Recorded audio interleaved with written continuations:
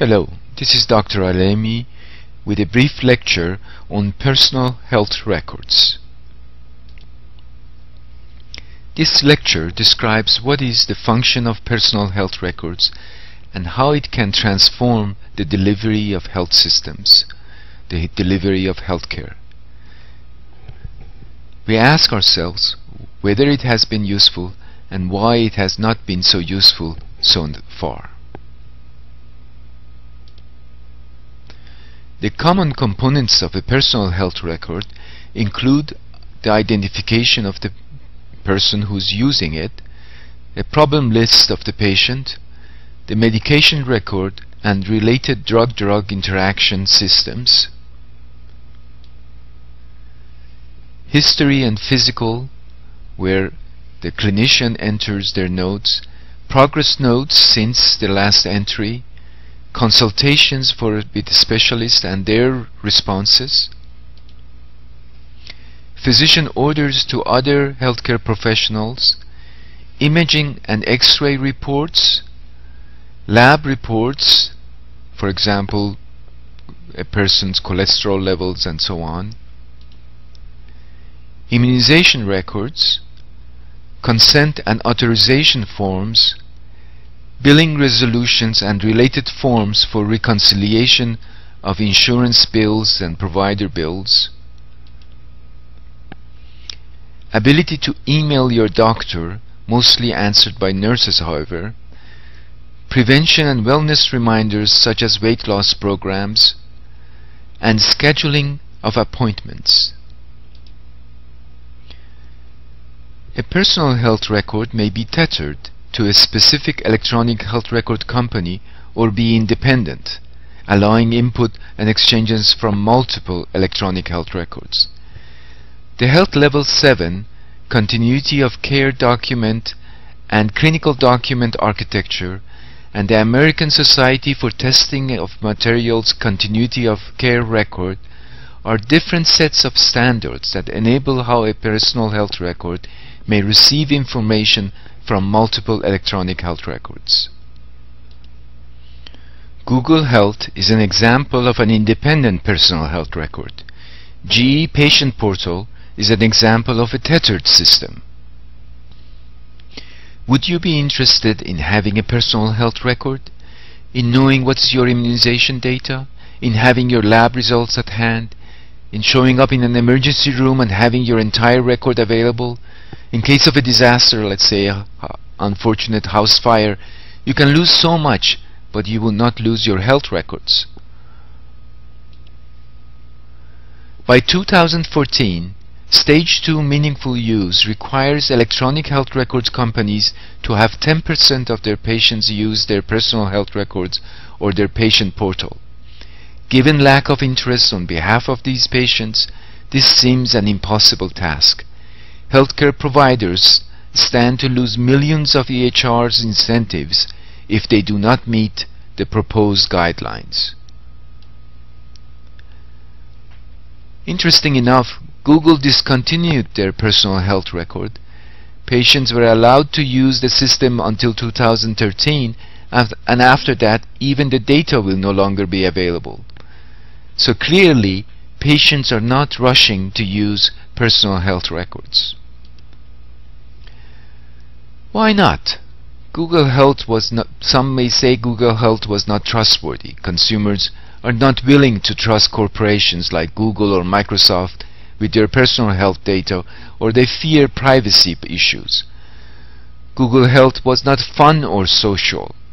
Adam Bosworth, the original leader of Google Health, said recently, "My sense is that neither Google Health nor Microsoft Health Vault are dramatically successful.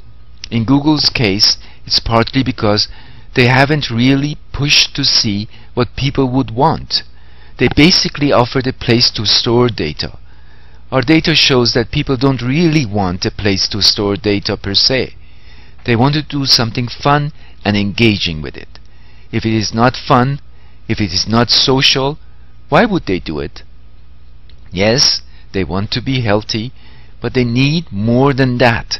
They need the encouragement and even the pressure of friends. They need the constant pressure, constant reminders. Google Health did not involve doctors. That could be one reason why it failed. Google Health was too bottom-up, according to at least one former CIO. In order to get going and achieve broad adoption of something in healthcare, one needs to lead with clinicians.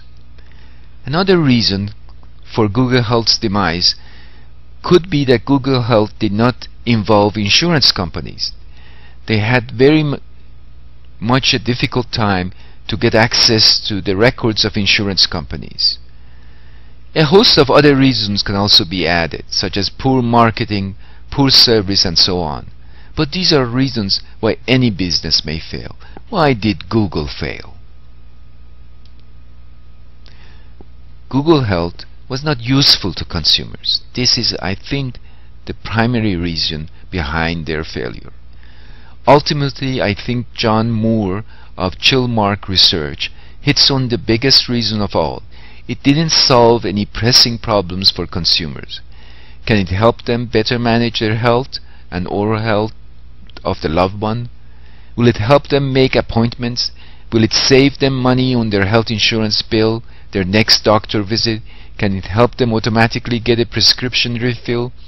These are the basics that the vast majority of consumers want addressed first, and Google Health was unable to deliver on any of these basics.